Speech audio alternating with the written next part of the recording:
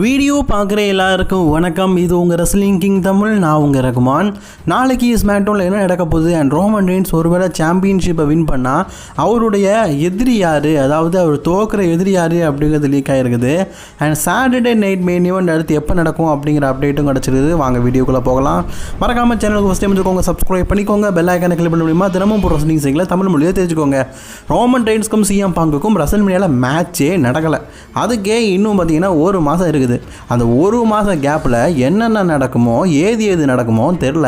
ஆனால் அதுக்குள்ளேயே பார்த்தீங்கன்னா இந்த மேட்சோடைய வின்னரில் யார் வின் பண்ண வாய்ப்பு இருக்குது, அப்படி வின் பண்ணால் அவங்களுடைய சம்மர்ஸ்லாம் ஆப்பனட்டை பற்றியும் அவங்கக்கிட்ட தோக்கிறத பற்றியும் இப்போவே நியூஸ் வந்துருக்குது. என்னடா இது இன்னும் குடியே தோண்டலை, அதுக்குள்ளே வீடு கட்டிட்டானே அப்படின்னு சொல்லிட்டு கேட்டிங்கன்னா நான் அதை சொல்கிறத கேளுங்க. இந்த வருடம் நடக்க போகிற சம்மர்ஸ்லாம் அப்படிங்கிறது ரெஸ்ல்மேனியாவுக்கு ஈக்குவலானது. ஏன்னா 2027 ரெஸ்ல்மேனியா அமெரிக்காவில் நடக்க போகிறது இல்லை, சவுதி அரேபியாவில் நடக்க போகுது. ஸோ இது ஒரு மிகப்பெரிய பிரம்மாண்டமாக நடக்க போகுது. யூஎஸ் பேங்க் ஸ்டேடியத்தில் நடத்துகிறாங்க. இந்த யூஎஸ் பேங்க் ஸ்டேடியத்தில் இதுக்கு முன்னாடி WWE ஷோ நடத்துனதே இல்லை.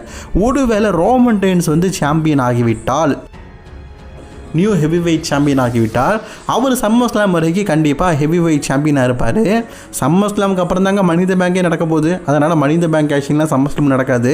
சரி, அப்படி ஒரு வேளை ரோமன் ரெயின்ஸ் சாம்பியன் ஆகிட்டார்னா இந்த யூஎஸ் பேங்க் ஸ்டேடியத்தில் அவருடைய ஆப்பனண்டாக யாருன்னு கேட்டிங்கன்னா பிரான் பிரேக்கர் இருப்பாராம். நான் ஆல்ரெடி சொன்னது தான், யூஎஸ் பேங்க் ஸ்டேடியம் ரொம்ப பெருசு. ரெஸ்ல்மேனியா மாதிரி சம்மர் ஸ்லாம் நடக்க போகுது. ஏன்னா ரெஸ்ல்மேனியா அடுத்த வருஷம் பார்த்திங்கன்னா சவுதி அரேபியாவுக்கு போக போகுது. அதனாலேயே ஒரு பெரிய மேட்சாக ரோமன் ரெயின்ஸ்க்கும் பிரான் பிரேக்கருக்கும் WWE பார்த்திங்கன்னா நடத்துறதுக்கு வாய்ப்புகள் அதிகமாக இருக்குது அப்படிங்கிற மாதிரி சொல்லப்பட்டிருக்குது. அப்படி ஒரு வேளை நடக்கும் பட்சத்தில் நியூ ஹெவி வெயிட் சாம்பியனாக பிரான் பிரேக்கரும் ஆகிறதுக்கு வாய்ப்பு இருக்குது. ஏன்னா அவரும் பார்த்திங்கன்னா நீண்ட நாட்களாக எப்படியாவது ஹெவி வெயிட் சாம்பியன் ஆகலாம் அப்படின்னு சொல்லிட்டு ட்ரை பண்ணுறாரு, முக்குனாரு புறம்புறாரு. ஆனால் அவருக்கு இன்ஜுரி ஆகிட்டே இருக்குது. பட் ஆனால் ரோமன் ரெயின்ஸ் சாம்பியன் பிரான் பிரேக்கருக்குமான அந்த மேட்சையும் நடத்தலாம். அதே மாதிரி Bron Breakker heavyweight championship ரோமன்கிட்ட வின் பண்ணுற மாதிரி ஸ்டோரியும் கிரியேட் பண்ணலாம். அதனால் இது நடக்க வாய்ப்பு இருக்குதுன்னு சொல்லப்பட்டிருக்குது. சரிப்பா, ரோமன் ரெயின்ஸ் சாம்பியன் ஆகலை, சிஎம் பாங்கே ரீடைன் பண்ணிட்டாலும் கண்டிப்பாக அவரும் சம்மர் ஸ்லாம் வரைக்கும் சாம்பியனாக இருக்க வாய்ப்புகள் அதிகமாக இருக்குது. அப்படி இருக்கும் பட்சத்தில் இவருடைய ஆப்பனண்ட்டும் இப்போதைக்கு ரிவ்யூவில் இருக்குது. சிஎம் பாங் ஒரு வேளை இந்த வருடம் ரெஸ்ல்மேனியாவை கடந்து சம்மர் ஸ்லாம் வரைக்கும் சாம்பியனாக இருந்தால் அவருடைய ரெஸ்ல்மேனியா ஆப்பனண்ட் யார் தெரியுமா? வேறு யாருமே இல்லை, பிரான் பிரேக்கர் தான். என்னப்பா சொல்கிற? அப்போ பிரான் பிரேக்கர் தான் சம்மர் ஸ்லாமுடைய மெயின் இன்ட்டான்னு கேட்டிங்கன்னா WWE பார்த்தீங்கன்னா பிரான் பிரேக்கரை ஃபியூச்சர் ஆஃப் ரெஸ்லர்ஸாக தேர்ந்தெடுத்துருக்காங்க. ஃபியூச்சர் ஆஃப் ரெஸ்லரை ஃபியூச்சரே இல்லாமல் ரொம்ப நாள் வச்சுருக்க முடியாதுல்ல. அதனால் பார்த்தீங்கன்னா WWE கண்டிப்பாக இந்த தடவை பிரான் பிரேக்கரை இந்த சம்மர் ஸ்லாமுக்காக ஆயுதப்படுத்துவாங்க. ஒருவேளை ரோமன் ரெயின்ஸோ சிஎம் பங்கோ யார் ஹெவி வெயிட் சாம்பியனாக இருந்தாலும் அந்த சாம்பியன்ஷிப்புக்காக பிரான் பிரேக்கர் பார்த்தீங்கன்னா சம்மர் ஸ்லாமில் மோதுறதுக்கான வாய்ப்புகள் ரொம்ப ரொம்ப அதிகமாக இருக்குது அப்படிங்கிற செய்தி கிடச்சிருக்குது. காய்ஸ், WWE பார்த்தீங்கன்னா ஏப்ரல் மந்த் ரெஸ்ல்மேனியா நடத்துகிறாங்க. அது வரைக்கும் இந்த மார்ச் மந்தில் எந்த விதமான பேப்பரையும் நடத்தலை அப்படிங்கிறது உங்களுக்கு தெரிஞ்ச விஷயம் தான். இப்போது ஏப்ரல் மந்த் நடக்க போகிற ரெஸ்ல்மேனியாவுக்கு அப்புறமா WWE பார்த்தீங்கன்னா ஒரு 3 வாரத்துக்கு அப்புறமா பேக்லாஷ் பேப்பரையும் நடத்துகிறாங்க. இது நிறைய பேருக்கு தெரிஞ்ச விஷயந்தான். இப்போது பேக்லாஷ் May 9 நடக்கல, அந்த மே மாதமே பார்த்தீங்கன்னா சாட்டர்டே நைட் மெயின் ஈவெண்ட் ஷோவையும் நடத்த போகிறாங்களாம். என்னடா சொல்கிற? WWE பார்த்தீங்கன்னா அப்போது மே மாதம் 2 இது நடத்த போகிறாங்களான்னு கேட்டிங்கன்னா ஆக்சுவலி இன்னொரு விஷயம் இருக்குது. இதே மே மந்த்து பார்த்தீங்கன்னா WWE பேக்லாஷ் மட்டும் நடத்த போகிறது கிடையாது, கிளாஷ் பேப்பரையும் நடத்த போகிறாங்க. அதாவது ஒரே மாதத்தில் 2 பேப்பர் நடத்த போகிறாங்க. மே 9 WWE பேக்லாஷ் நடத்துனாங்கன்னா அதுவே மே எண்டிங் 31 பார்த்தீங்கன்னா கிளாஷ் பேப்பரையும் நடத்துகிறாங்க. அதாவது ஒரே மாதத்தில் 2 பேப்பரையும் நடத்த போகிறாங்க. இதுக்கு இடைப்பட்ட நேரத்தில் சாட்டர்டே மெயின் ஈவெண்ட் நடத்த போகிறாங்க. அதாவது ஒரே மாதத்தில் 3 பெரிய எபிசோட நடத்த போகிறாங்க. இது உண்மையிலேயே பெரிய விஷயம் தானே. இப்போதைக்கு நமக்கு கிடச்சிருக்கிற செய்தி என்னென்னா பேக்லாஷுக்கு அப்புறமா சாட்டர்டே மெயின் ஈவெண்ட்டை மே 23 நடத்த போகிறாங்களா. மே 23 சாட்டர்டே மெயின் ஈவெண்ட். அதுக்கு அடுத்த வாரமே கிளாஷ் இன் இட்டாலி இந்த பேப்பர் ரிவ்யூவாக கண்டினியூவாக நடத்தலாம் அப்படின்னு சொல்லிட்டு பிளான் வச்சுருக்குறாங்களாம். ஸோ ரெஸ்லிங் ஃபேன்ஸ் எல்லாருக்குமே இந்த மே மந்த் அப்படிங்கிறது ஒரு விருந்தாக இருக்க போகுது. ஏன்னா ஒரே மாதத்தில் 3 பேப்பர் நடக்குதுன்னா பெரிய விஷயம் தானே. அண்ட் ட்ரிபிள் ஹெச் பார்த்தீங்கன்னா இப்போதைக்கு சம்மர் ஸ்லாம் வரைக்கும் அப்கமிங்ஸ் பிளான்ஸ் எல்லாம் போட்டு வச்சுருக்காரு. மே மாதத்துக்கு அப்புறமா ஜூன் மாதத்தில் கூட பார்த்தீங்கன்னா சவுதி அரேபியாவில் மீண்டும் ஒரு ஷோ நடத்த போகிறாங்க. அதுக்கப்புறமா பார்த்தீங்கன்னா WWE அமெரிக்காவில் ஷோ நடத்துவாங்க. இப்படி எக்கச்சக்க ப்ரீமியம் லைவ் ஈவெண்ட்ஸை பார்த்தீங்கன்னா அப்கமிங்கில் கம்மிங்காக நடக்க போகிறாங்க. ஸோ 2026 2025 விட அதிகமான பேப்பரிஸை நம்ம எதிர்பார்க்கலாம். அதுக்கப்புறமா இந்த வாரம் நடக்க போகிற ஃப்ரைடே நைட் ஸ்மாக்டவுனில் என்னெல்லாம் நடக்க போகுது அப்படிங்கிறத பற்றி பார்க்கலாம். அதாவது நாளைக்கு ஸ்மாக்டவுன் ஒரு பிக்கர் தானே நடக்க போகுது.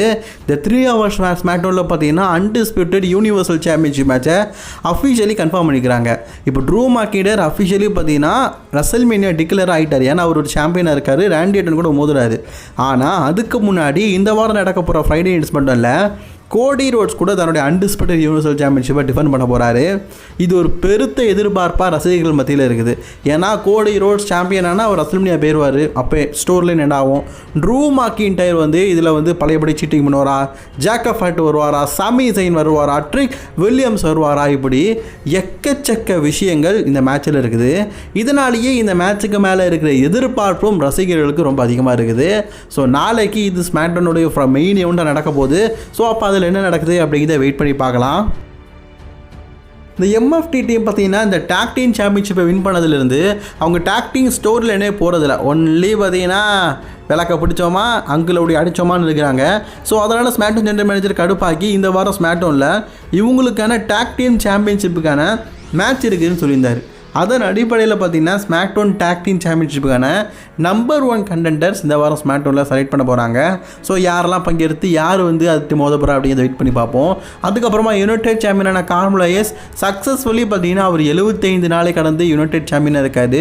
அவரோட யூஎஸ் சாம்பியன்ஷிப்பை பார்த்தீங்கன்னா அகெயின் இந்த வாரம் நடக்க போகிற ஃப்ரைடே நைட் ஸ்மாக்டவுனில் ஓப்பன் சேலஞ்ச் விட போகிறாரு. கைஸ் நியூ சாம்பியன் எதிர்பார்க்கலாம்னு நினைக்கிறேன். ஏன்னா கார்மெலோ ஹேயஸ் நீண்ட நாட்களாகவே யூஎஸ் சாம்பியனாக இருக்கார். அண்ட் சக்ஸஸ்ஃபுல்லி 6 தடவை அவரோட யுனைடெட் சாம்பியன்ஷிப்பை ஓப்பன் சேலஞ்சை வச்சு ரீடைன் பண்ணிட்டார். இந்த வாரம் ஸ்மாக்டவுனில் நம்ம ஒரு நியூ சாம்பியன் எதிர்பார்க்கலாம் போல் இருக்குது. அதே மாதிரி எலிமினேஷன் சேம்பரில் வெற்றி பெற்ற ராண்டி ஆர்டன் இந்த வாரம் ஃப்ரைடே நைட் ஸ்மாக்டவுனுக்கு வர போகிறாரு. ராண்டி ஆர்டனை பார்க்கறதுக்கு முன்னாடி நம்ம ரியா ரிப்ளே அவங்களும் வர போகிறாங்க. ரியா ரிப்ளே பார்த்தீங்கன்னா இதுக்கப்புறமா ஸ்மாக்டவுனில் தான் பயணிக்க போகிறாங்க. அஃபிஷியலி 2026 எலிமினேஷன் சேம்பரை வெற்றி பெற்றதுனால ரெசல்மேனியாவில் பார்த்தீங்கன்னா உமன் சாம்பியன்ஷிப்புக்காக மோத போகிறாங்க. அதனால் இந்த வாரம் பார்த்தீங்கன்னா face to face Rhea Ripley and Jade Cargill face to face ஒரு செக்மெண்ட் நடக்க போகுது.